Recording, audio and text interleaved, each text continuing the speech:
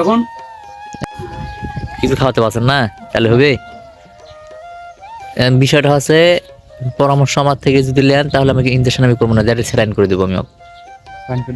Saline করে দেবো, তাছাড়া যে শরীরের অবস্থা উন্নতি হবে না ভাই। তার মধ্যে বাচ্চা কাছে দুধ, উন্নতি যদি না হয় তাহলে চিকিৎসা দিয়ে লাভ কি? ওটা বলো তো। আমি আপনার থেকে টাকা নিয়ে গেলাম চিকিৎসা দিয়ে, যদি উন্নতি না হয় তখন লাভ কি? কোনো লাভ নাই।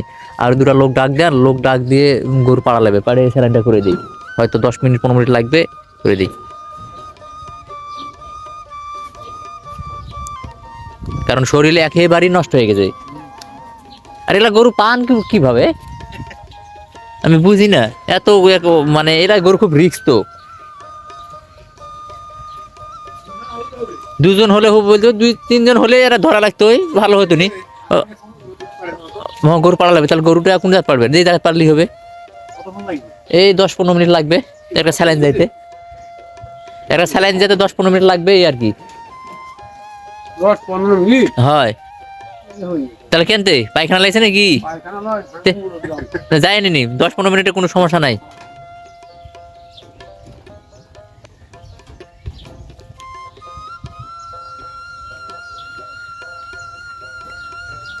দশ 15 মিনিট এটা কোনো ব্যাপার হলো? সময় লাগবে না। কোথায় পারবেন ওখানে? কোথায় দিবেন কোথায় সেটা বলেন। একটা করে বীজ দেওয়া হতো, দেখে মাথা খারাপ হয়ে যাচ্ছে। কেন, কি হয়েছে? বাছুর তো সেরকম বাছুর হয়েছে, কে বীজ দিছে এটা? আচ্ছা আচ্ছা, বলা দরকার নাই, থাক। ওলা থেকে তো দিল দিবেন। আমার কাছে ভালো দিয়ে দেবো। দিছে? ভালো হয়েছে?